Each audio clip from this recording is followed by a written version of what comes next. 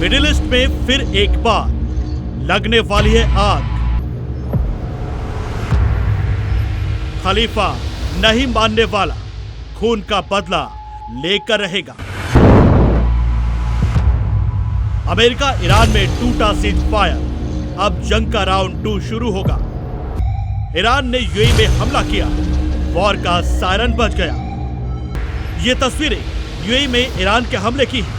America Iran में cease fire के बावजूद खाड़ी में बारूद से हमला हुआ। ईरान ने संयुक्त अरब अमीरात पर ड्रोन से अटैक किया है। जानकारी के मुताबिक ईरान के इस ड्रोन हमले में एक तेल संयंत्र में आग लग गई।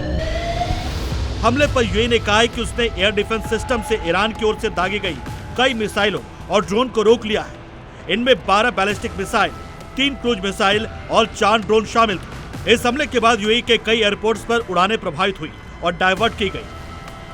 स्कूल, यूनिवर्सिटी ऑनलाइन मोड पर चलेगी। ईरान के हमले में 3 लोग घायल हुए हैं। इस घटना पर भारत सरकार ने भी कड़ी आपत्ति जताई है। उधर संयुक्त अरब अमीरात पर हुए हमले को लेकर ईरान का बयान सामने आया है।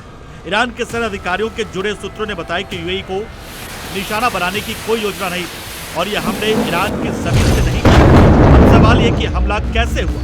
इस वक्त होर्मुज को लेकर तनाव बना हुआ है। अमेरिकी राष्ट्रपति ट्रंप ने दावा किया है कि उनके मिलिट्री ने ईरान के 7 छोटे जहाजों को डुबो दिया है। ट्रंप ने बताया कि ये शिप होर्मुज से गुजरने वाले व्यापारिक जहाजों पर हमला कर रहे थे।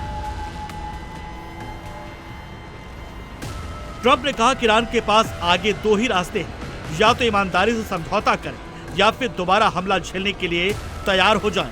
उन्होंने धमकी देते हुए कहा कि अगर ईरानी सेना ने अमेरिकी जहाजों को निशाना बनाने की गलती की तो उन्हें धरती से मिटा दिया जाएगा। अमेरिका ने सोमवार को होर्मुज स्ट्रेट के पास प्रोजेक्ट फ्रीडम ऑपरेशन शुरू किया था। इसके तहत अमेरिकी नेवी होर्मुज से गुजरने वाले व्यापारिक जहाजों को सुरक्षा दे रही है और यही दोनों के बीच संघर्ष की वजह बना हुआ है। ईरान का कहना है कि होर्मुज पर उसका कंट्रोल, उसकी इजाजत के बिना वे किसी जहाजों को गुजरने नहीं देंगे। ईरान के विदेश मंत्री अब्बास अरागची ने अमेरिका के प्रोजेक्ट फ्रीडम पर तंज कसा है। अरागची ने कहा, अमेरिका का असल में ये प्रोजेक्ट डेडलॉक बन गया है। होर्मुज में जो हालात बने हैं उससे साफ है कि किसी राजनीतिक संकट का हल सैन्य कार्रवाई से नहीं निकल सकता।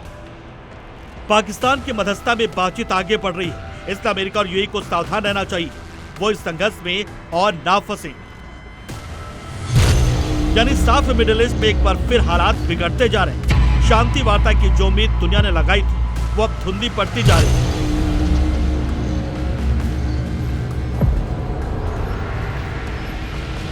ईरान शर्तें मानने को तैयार नहीं, तो उधर अमेरिका ईरान को झुकाने की कसम खा रहा है। ईरान का यूएई पर हमला, होर्मुज में तनाव।